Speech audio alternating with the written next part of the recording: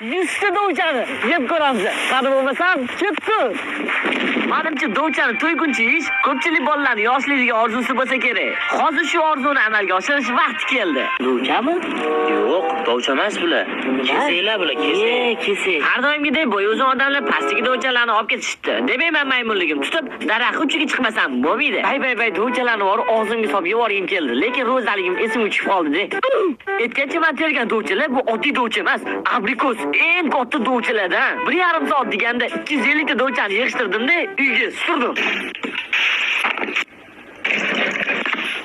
Xullas dovcha ishni boshlaymiz. Bu safar asabah qilib qo'yamiz. Bismillahirrohmanirrohim. Danaga sal qotib qoldi-yu, atagisi bo'ladi. Tuz bilan zo'r ketadi-da. Aytgancha, nima men kechasi asabini qilib yeyapman. Ro'za oyi bo'lgani uchun iftorlik payt maza qilib ovqatlandim-da, saharligiga dovchani yeb qo'ya qoldim. Boshida maza qilib 10 ta, 20 tasini yedim. 30-da o'sha me'daga tegishni boshladi. 40 tasini majburlab tiqdim. Xullas rekord 62 ta dovcha yeyildi. 60 ta emas. Agar men rekordni ursanglar, mana atmetga qilishinglardan chiqmasin.